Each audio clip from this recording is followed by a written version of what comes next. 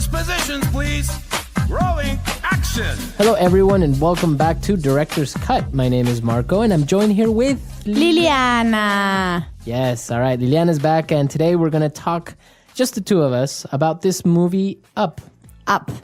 So, like up as in going up. Yes.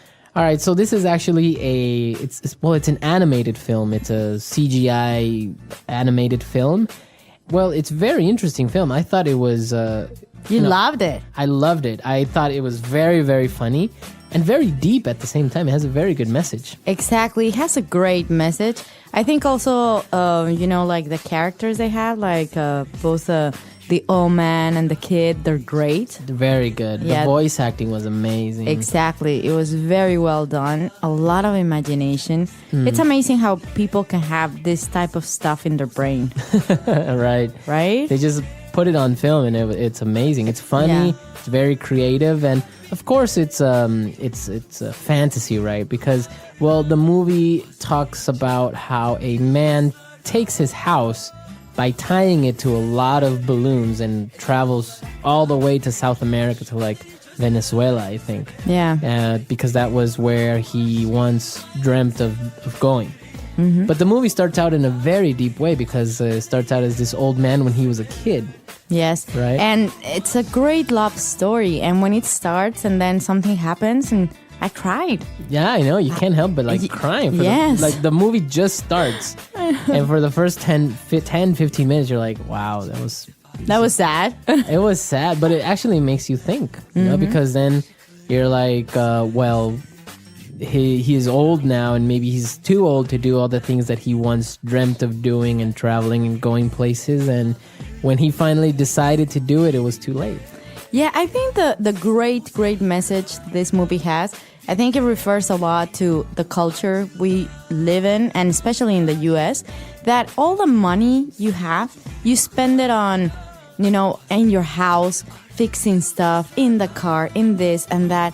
And at the end, you don't spend it in things that are going to make you 10 times happier, Right. which is like traveling, seeing the world. And also what I like about the movie is that he has all this attachment to something that are like his house, right? Mm-hmm. Because it's physical stuff.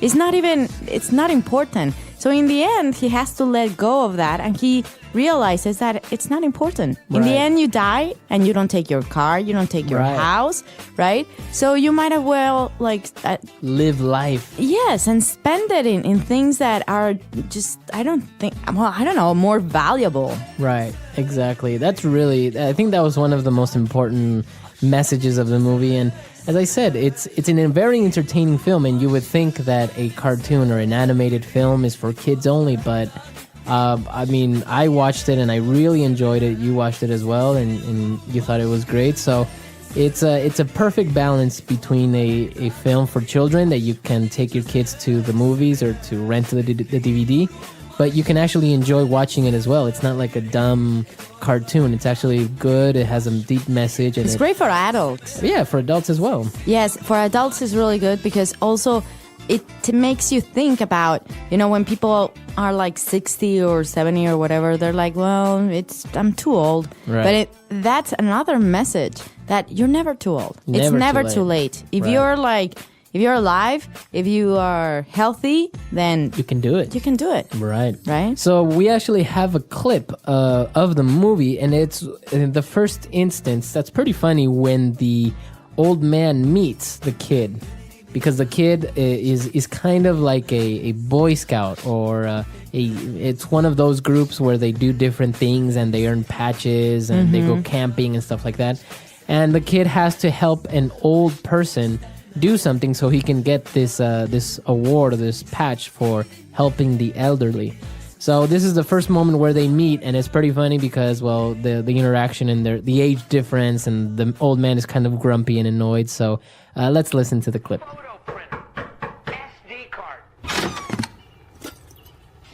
Good afternoon.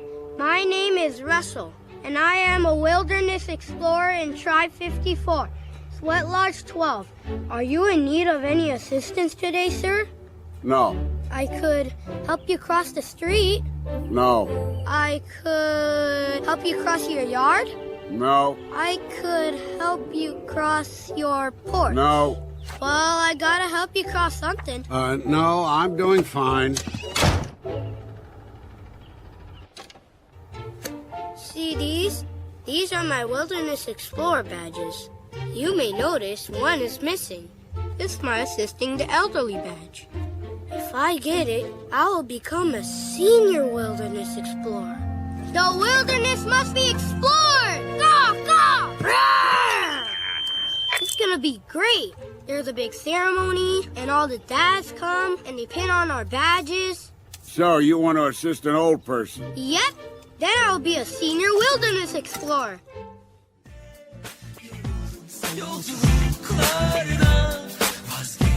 All right, so that's when they meet, and that's actually when the story together begins, because then, by accident, the boy ends up going with the old man, and the adventures and everything is really, really good movie.